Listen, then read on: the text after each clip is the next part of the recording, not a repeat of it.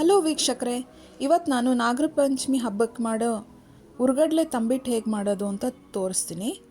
1 cup ಉರ್ಗಡ್ಲೆ ತೊಗೊಂಡು, ಅರ್ಧ ಕಪ್ಪಷ್ಟು ಬಿಳಿ ಎಳ್ಳು, 1 ಚಿಕ್ಕ ಕಪ್ಪಷ್ಟು ಕೊಬ್ಬರಿ ತುರಿದಿರೋದು, ಅರ್ಧ ಕಪ್ಪಷ್ಟು ಹುರಿದಿರೋ ಕಡಲೆ ಬೀಜ, ಏಲಕ್ಕಿ ಪೌಡ್ರು, 3/4 ಕಪ್ಪಷ್ಟು ಚಿಕ್ಕ ಕಪ್ಪಲ್ಲಿ ಬೆಲ್ಲ ತೊಗೊಂಡಿದ್ದೀನಿ.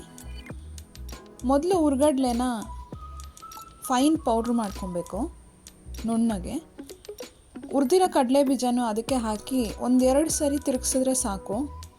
ದಪ್ಪನೇ ಇರಬೇಕು ಕಡಲೆ ಬೀಜ ಗ್ರೈಂಡ್ ಮಾಡೋದು. ನೋಡಿ, ಈ ಥರ ಸಿಕ್ಕಬೇಕು. ಇದನ್ನು ಸೈಡಲ್ಲಿ ಇಟ್ಕೊಂಡು ಈಗ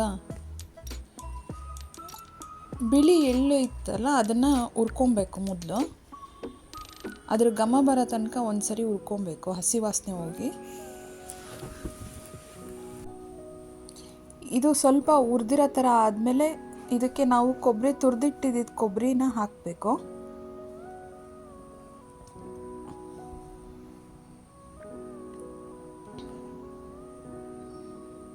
ಈ ಥರ ಎಳ್ಳು ಹಾಕಿದ್ಮೇಲೆ ಫ್ಲೇಮ್ನ ಕಡಿಮೆ ಮಾಡಿ ತಿರುಗಿಸ್ಕೊತಾ ಇರಬೇಕು, ಇಲ್ಲಾಂದರೆ ಸೀದೋಗುತ್ತೆ. ಈಗ ಕೊಬ್ಬರಿನೂ ಹಾಕ್ತಿದ್ದೀನಿ, ಎಲ್ಲ ಹಾಕಬೇಕು.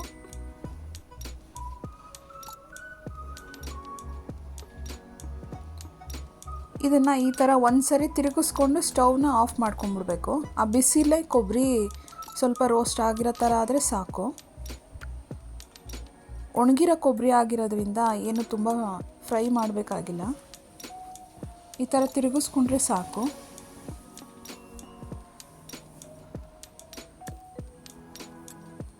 ಈ ಥರ ಹುರ್ಕೊಂಡು ಮಾಡ್ಕೊಳ್ಳೋದ್ರಿಂದ ತಂಬಿಟ್ಟು ತುಂಬ ಚೆನ್ನಾಗಿರುತ್ತೆ ಟೇಸ್ಟು.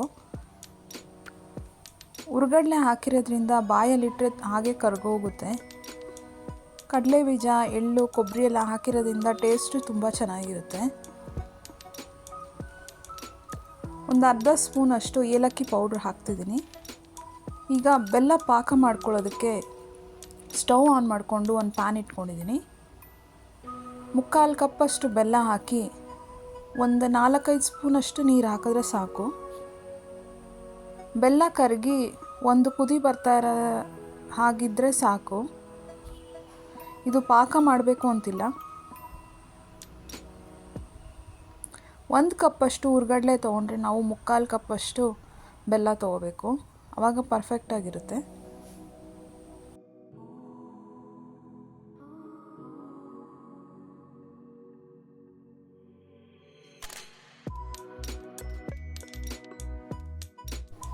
ಈಗ ಬೆಲ್ಲ ಕರಗಿ ಒಂದು ಕುದಿ ಬರ್ತಾ ಇದೆ ನೋಡಿ. ಇವಾಗ ಸ್ಟವ್ ಆಫ್ ಮಾಡಿಕೊಂಡು ಉರ್ಗಡ್ಲೆ ಪೌಡ್ರ್ ಮಾಡಿ ಮಿಕ್ಸ್ ಮಾಡ್ಕೊಂಡಿದ್ವಲ್ಲ ಅದಕ್ಕೆ ಬೆಲ್ಲದ ಪಾಕ ಹಾಕಿ ಸ್ಪೂನಲ್ಲಿ ತಿರುಗಿಸ್ಕೊಬೇಕು. ಸ್ವಲ್ಪ ಬಿಸಿ ಇರುತ್ತಲ್ಲ ಅದಕ್ಕೆ.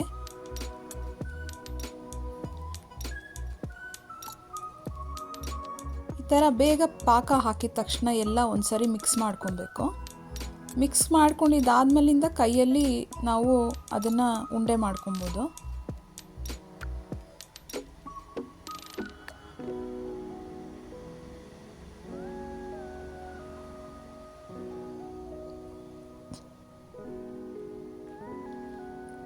ಈಗ ಕೈಯಲ್ಲಿ ಇದನ್ನು ಸ್ವಲ್ಪ ಈ ಥರ ಮಿಕ್ಸ್ ಮಾಡ್ಕೊತಾ ಇರಬೇಕು ಬೇಗ.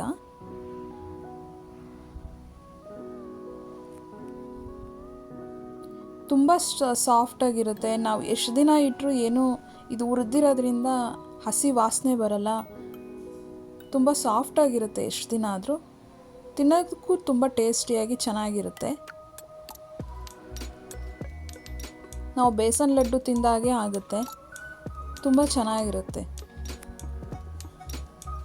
ಈ ಥರ ಚಿಕ್ಕ ಚಿಕ್ಕ ಬಾಲ್ ಸೈಜಲ್ಲಿ ಶೇಪ್ನ ಮಾಡ್ಕೊಬೇಕು. ನಾವು ನಾಗರ ಪಂಚಮಿ ಹಬ್ಬದಲ್ಲಿ 3 ಥರ ತಂಬಿಟ್ಟು ಮಾಡ್ತೀವಿ. ಉರ್ಗಡ್ಲೆ ತಂಬಿಟ್ಟೊಂದು, ಚಿಗಳಿ ತಂಬಿಟ್ಟೊಂದು, ಅಕ್ಕಿ ತಂಬಿಟ್ಟೊಂದು.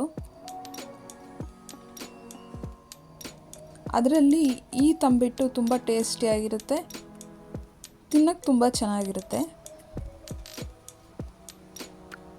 ನಾನು ಮಾಡಿರೋದು ನಿಮ್ಗೆ ಇಷ್ಟ ಆದರೆ ಲೈಕ್ ಮಾಡಿ, ಸಬ್ಸ್ಕ್ರೈಬ್ ಮಾಡಿ. Thank you for watching.